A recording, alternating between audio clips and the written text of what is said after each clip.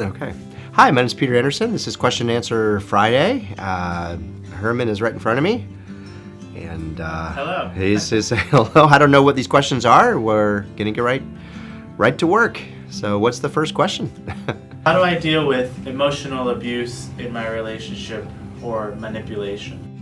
Yeah, that's a great question. I think if it comes to emotional abuse and manipulating you, if you sense that your partner is truly manipulating you,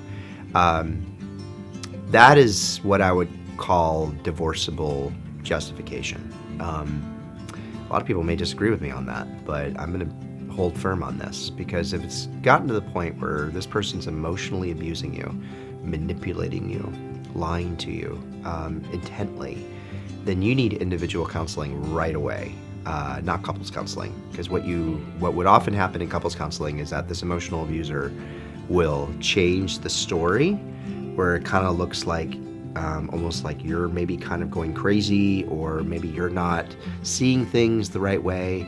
I wish I could tell you that every couples counselor was very privy to seeing that. They're not. I even have to be careful when I've seen that in the room. And looking back, I've even had to say, oh my gosh, I think that was some emotional abuse. And so I've gotten away from like seeing couples where I've sensed some type of like manipulation, because I can't often change that person. You can change though. And so in that case, I would get help with an individual counselor so that they can help you build some very proper and even rigid necessary boundaries and structures in your life to keep you both safe and to possibly work on an eventual escape. Because I take manipulation pretty seriously. And this isn't white lies. This isn't like, this is much more serious with the intent of harming you. So I would just say, don't look at relationship counseling right now. Look at individual counseling and getting somebody that can help you build those structures in your life right away. What if my partner wants a divorce, but I don't? I want to keep trying. Oh, yeah, I see that sometimes. So I would say it's great that you want to keep in, and I have actually seen people that wanted the divorce change their minds and decide to stay in when they got counseling. They're actually trying to be just as honest about the relationship as you are, in their own way. It's not like I know it's so easy to see them as, quote, just giving up. It could be that they've like tried and they just don't know how to improve this relationship because everything that y'all have been working on is just not working. And in a sense, they're kind of right.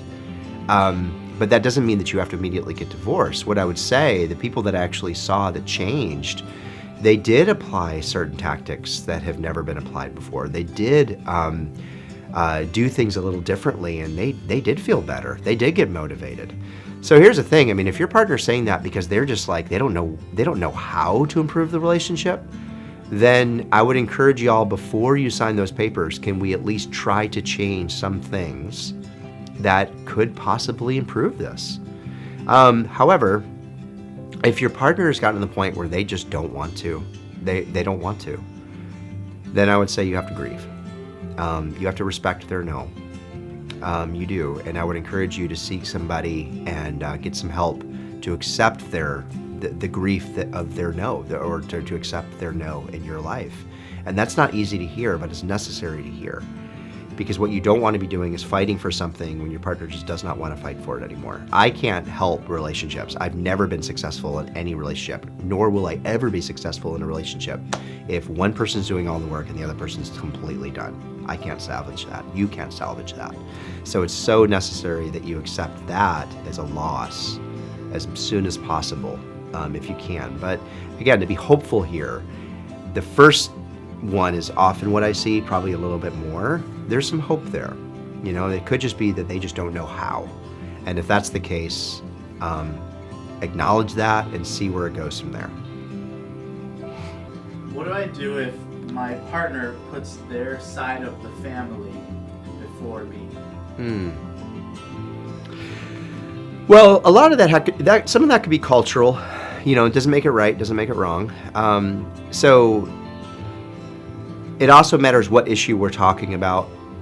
I would say this though, it does make it wrong in the sense of it's not going to be helpful for the relationship. So it's really important that I should say this, that both of you talk about where you would like to be in 5 years from now, 10 years from now, and that I take the approach that your partner has to be ahead of the kids, has to be ahead of your in-laws and your family to make the relationship work. When I say ahead, I don't mean like putting them always number one all the time. I get that sometimes we have to make sacrifices for other people.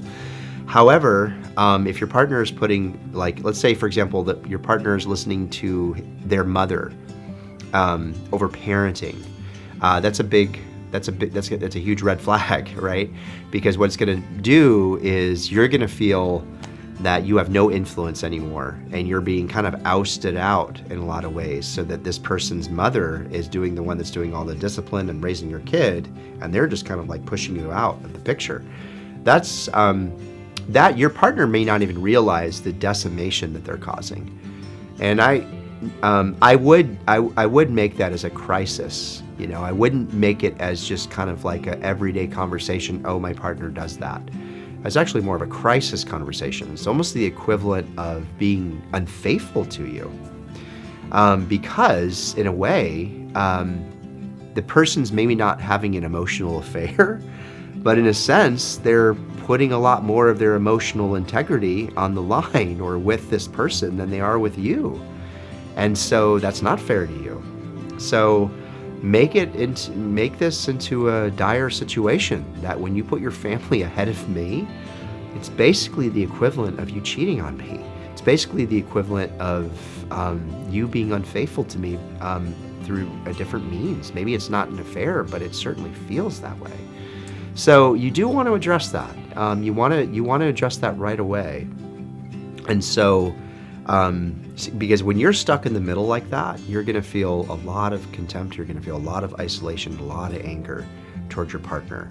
And your partner also has to be the one that says to his mom or their dad or whoever, or her dad or her mom, they need to be the one, not you, that says, hey, mom, back off. Okay, I love you. See you at Thanksgiving, but you can't come raise the child anymore. You come over, but right now I need you to kind of back off. Because here's the thing.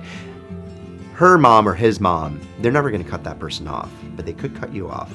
And so it's really important that your partner is the one that actually also establishes that rule as well. You're not the one that's playing the middle. And so that's kind of how that's the way I would address that. Thanks again for listening. If you would, just click on the link below. We have these courses for you for the price of a copay, fraction of individual session. If you're paying out of pocket, just go ahead and hit the link below for our limited, one-time only, monthly access to all of our videos. And thank you so much for listening.